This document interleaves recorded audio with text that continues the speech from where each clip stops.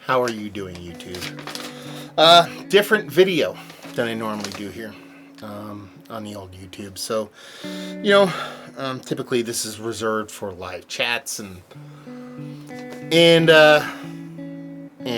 beer reviews and all that kind of fun stuff. But I am one not known to not dip his toe into controversy from time to time, and that little bugaboo has reared its fun and fantastical head yet again, through no fault of my own, to be perfectly honest with you, which is kind of funny. But when people fire shots, but also in a veiled weird way that they're not firing shots, I take it personally. So I figured I'd make a video rebuttal. I don't even know what it'd be called because it really has nothing to do with me, but I'll do it nonetheless. To should I say the Armchair Cicerones out there, more specifically the Armchair Cicerone. It's a YouTube channel started by what apparently is my former friend Benjamin.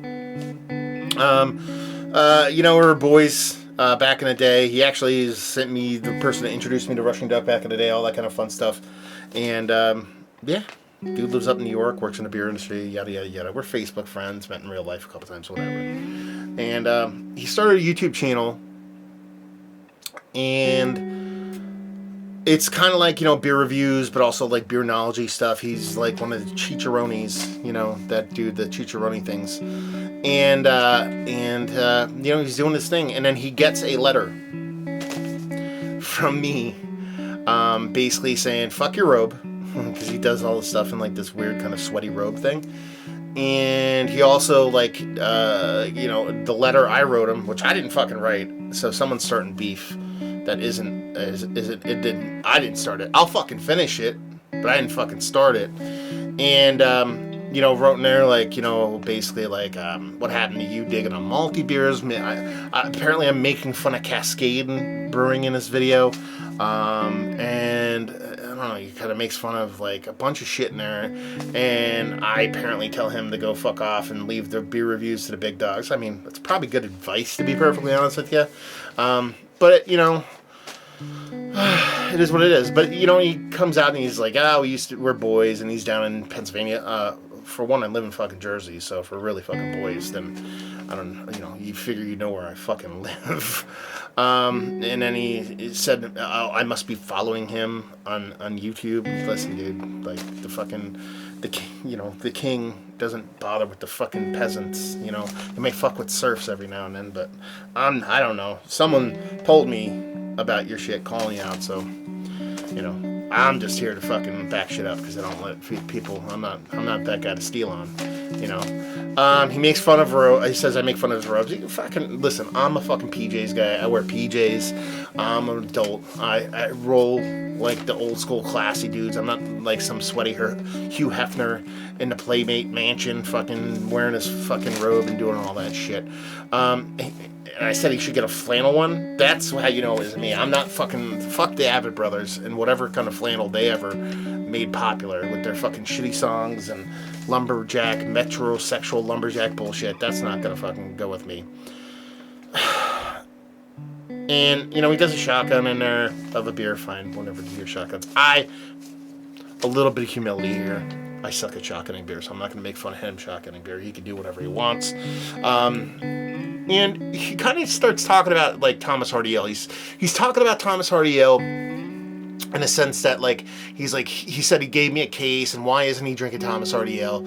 And, he's the Thomas Hardy Ale guy. For one, I'm the motherfucking Thomas Hardy Ale guy. Don't tell me you're the fucking Thomas Hardy Ale guy.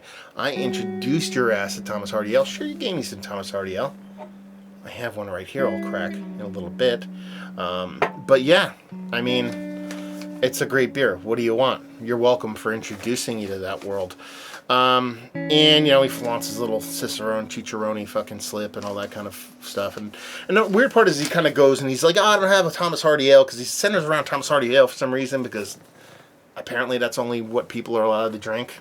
I don't fucking know. But he opens a 2015 Bigfoot. Like, let's open a crazy vintage beer. 2015, dude, you're really going to break into 2015 Bigfoot?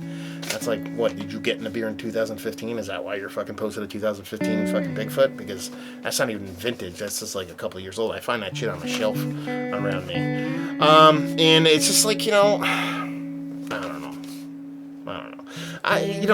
When you're King Shit of Fuck Mountain, people like to fire shots, and it's just like, you're gonna fire shots at me. You're gonna get up there, and it's like in a passive aggressive way, like, we can be cool, but go fuck you and all that kind of stuff. And I'm just not having it. You know what I mean? I'm just not having it.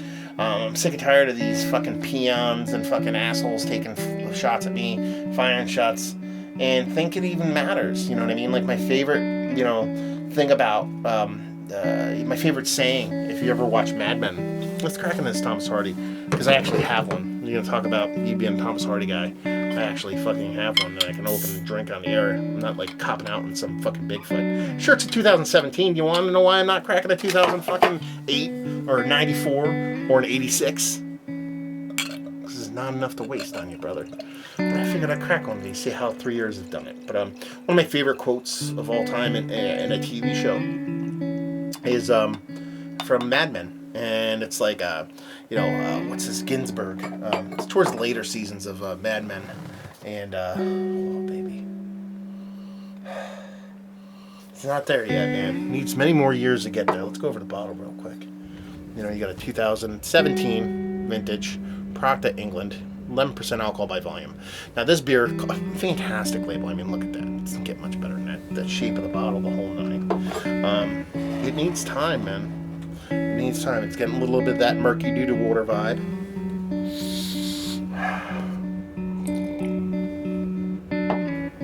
You can tell it's going in the right way. It's nice to drink that, especially because I had them. If I'm going to talk about them, I actually have it. And I can talk about it rather than being like, hey, look over here. We're talking about this thing, and then but I'll open a completely different beer like an idiot. Anyway. My favorite quote in Mad Men is like, Ginsburg is angry because they go to a sales pitch, and Don Draper is kind of working his way back a little bit, and they go to the sales pitch, and Don Draper specifically leaves Ginsburg's sales pitch in the cab. So when they go in, they kind of go with Don's idea because they don't have Ginsburg's storyboard on them, and pitches it and wins it, and then Ginsburg is furious because he knows Don did him dirty and purposely kind of hamstrung him. They're going up the elevator, and Ginsburg's getting pissed, and he's like, I feel bad for you. I feel that, like, when I think about you, I think about how sad and pathetic you are. And one of the best lines of the history of television, it's kind of appropriate for this video, and Mr. Armchair Cicerone is, well, I don't think about you. And that's kind of how that works. Now you could be like, hey, you are thinking about him. You're making a fucking video. But I'm also not that person to steal on, as I said earlier. And the weirdest part of this is that he does this whole big thing about Thomas Hardy, which I'm actually drinking, by the way, which he's not. Is that he goes into this Thomas Hardy thing, and then he kind of starts talking about poetry. And he's like, I'm going to read a quote from Thomas Hardy. Thomas Hardy never said that shit, dude. Like, Thomas Hardy, I looked it up. That dude is not a poet. For one, he doesn't drink. He used to be an alcoholic. He doesn't drink anymore. And two, he's not a poet. He's a fucking actor. He was really good as fucking Bane. He's okay at Mad Max. But the dude fucking never wrote poetry in his life. So there you are, fucking making up lies and trying to put shit in the air like fake truths, about fucking Thomas Hardy being a fucking poet. He's a fucking actor, man. He's from England. He doesn't even drink beer. He was got clean years ago. So fucking associating with like a really good beer with a fucking, an actor that's decent in today's damn world is just weird. And you chug the beer. Oh, shitty beer. I don't know what's going on. So anyway. So, for story time longer being longer. Yeah, dude. I don't know what you're thinking. You wanna come out swinging? Start a new channel? Want to start some beef? You know what I mean? You want to bring it. You want to reach for the stars. Gun for the top. I'm game. Let's do it. You know. I'll fucking crush you in dust, dude. Yeah. Yeah. What's the quote I'm thinking of? Man, I'm pissed off because I can't think about it now. I'm just replaying Bioshock. They're talking about the whole would you kindly thing in there, and what is it? A master something a slave obeys. That's okay. I'll play the master. You play the slave. So hopefully robe's keeping you warm at night. PJs are real man shit. Fuck flannel.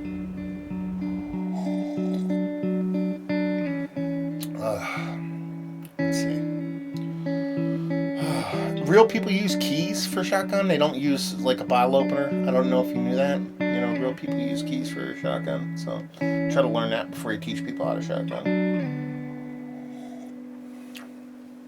And you're right about the big boy status. So get on that big boy status. In 7 or 8 years when you get there, then you talk. You clap at me then we'll